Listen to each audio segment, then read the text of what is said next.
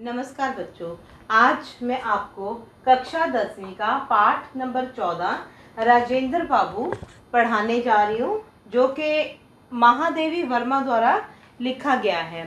सबसे पहले मैं आपको लेखिका परिचय बताऊंगी कि जो महादेवी वर्मा है वो 1907 की होली के दिन उत्तर प्रदेश के फर्रुखाबाद में जन्मी। महादेवी वर्मा की प्रारंभिक शिक्षा जो थी वो इंदौर में हुई। इन्होंने विवाह के बाद पढ़ाई कुछ अंतराल से शुरू की। वे मिडिल स्तर की परीक्षा में पूरे प्रांत में प्रथम आई और छात्रावृत्ति भी पाई। छात्रावृत्ति होती है स्कॉलरशिप। यह सिलसिला कई कक्षाओं तक चला। बौद्ध भिक्षुणी बनना चाहा, लेकिन महात्मा गांधी के आह्वान पर सामाजिक कार्यों में जुट गई। उच्च शिक्षा के लिए विदेश न जाकर नारी शिक्षा प्रसार में जुट गई। इन्होंने स्वतंत्रता आंदोलन में भी भाग लिया।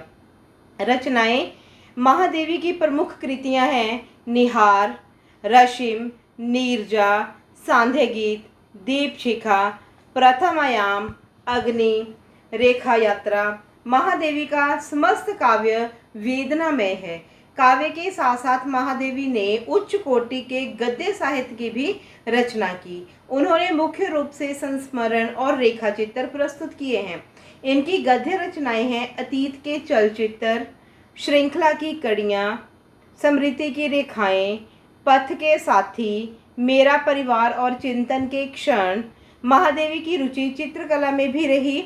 उनके बनाए चित्र उनकी कई कृतियों में प्रयुक्त किए गए हैं। 11 सितंबर 1987 को इनका देहावसान हुआ।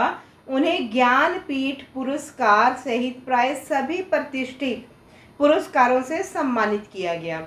भारत सरकार ने 1956 में उन्हें पद्म भूषण अलंकरण से अलंकृत किया था। अभी जो उन्होंने राजेंद्र बाबू लिखा है वो मैं आपको उसका पाठ परिचय करवाने जा रही हूँ कि राजेंद्र बाबू श्रीमती महादेवी वर्मा द्वारा लिखित एक जीवंत संस्मरण है, जो महादेवी द्वारा लिखे संस्मरणों के संग्रह पथ के साथी में से लिया गया है।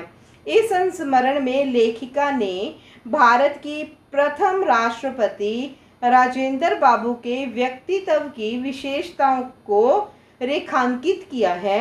उनके शरीर की बनावट, वेशभूषा की सादगी, उनका देहातीपन और अस्त व्यस्तता से लेकर उनकी प्रतिभा और बुद्धि की विशिष्टता, उनके स्वभाव की कोमलता, कठोरता तथा उनकी गंभीर संवेदना का चित्रण लेखिका ने बड़ी भावुकता के साथ किया है। और एक तरह से महादेवी वर्मा राजेंद्र बाबू के समग्र जीवन दर्शन को परखने का प्रयत्न किया है। राजेंद्र बाबू की पत्नी के स्वभाव की विशेषताओं के उल्लेख से यह संस्मरण और भी आत्मीय पूर्ण हो गया है। इस संस्मरण में राजेंद्र बाबू के निजी सचिव श्री चक्रधर की सादगी और निष्ठा का भी उत्कृष्ट वर्णन है। यह संस्मरण महादेवी वर्मा के चिंतन, अनुभूति और दृष्टिकोण के विशद विशेषताओं को रेखांकित करता है। धन्यवाद।